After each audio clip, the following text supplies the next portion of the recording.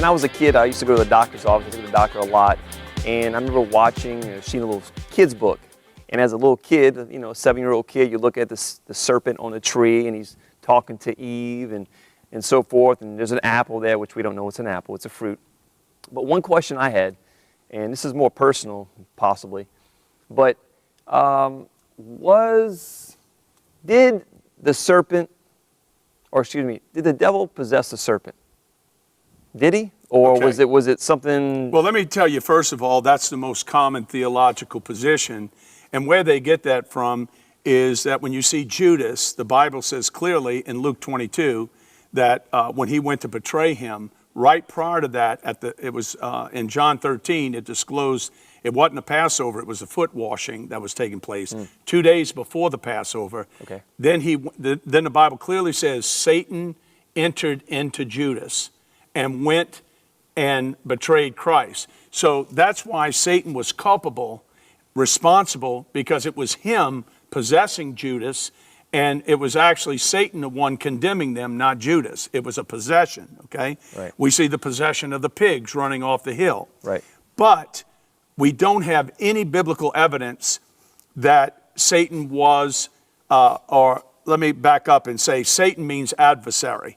So until Genesis 3, he was not adversarial to God. He was a creature that was created that if you look into the Hebrew, it actually talks about him being a seraphim angel. Now, the only time the seraphim is used is in Isaiah 6. In the year that King Uzziah died, I saw the Lord. He was high, lifted up. His train filled the temple. The smoke filled the room. The post shook.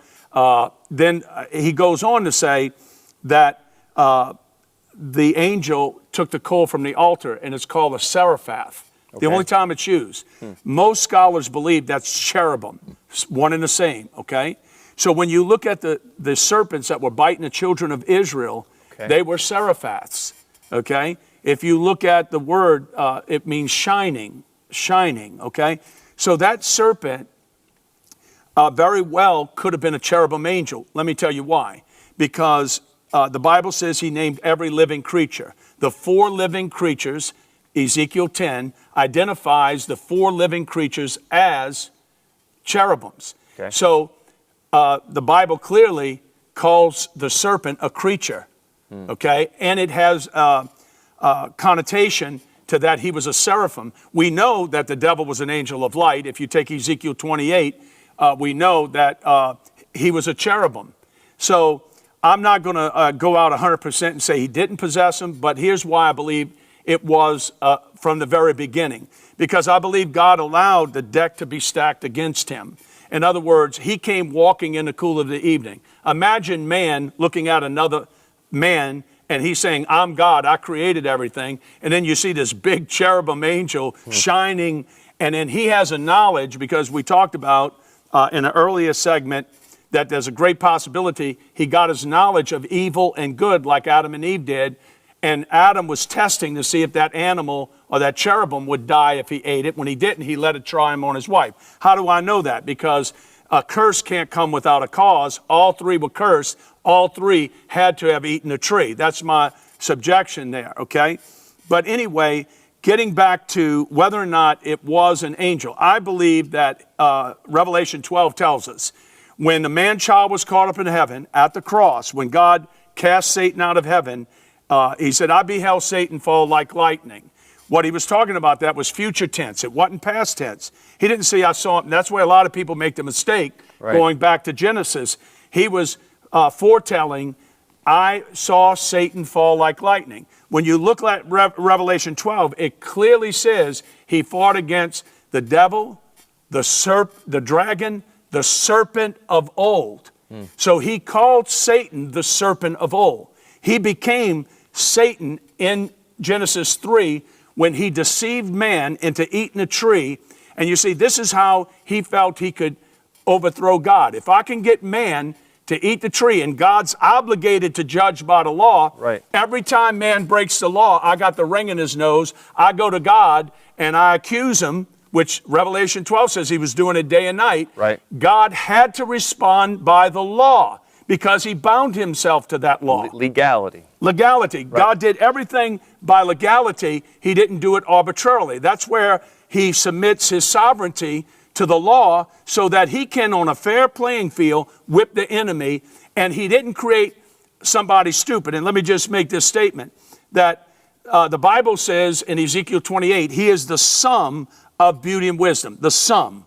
So he created the most intelligent being he could create and the most beautiful. Right. So when that angel, that serpent appeared, he appeared to be more glorious than God and espousing things that God never told man. Now, was it a literal snake, as most of us have been told, or it was an angel? What do you, to kind of hone in on that one question? Well, I do know the 4 living creatures was the face of a lion, the face of a oxen, the face of a man, and the face of an eagle.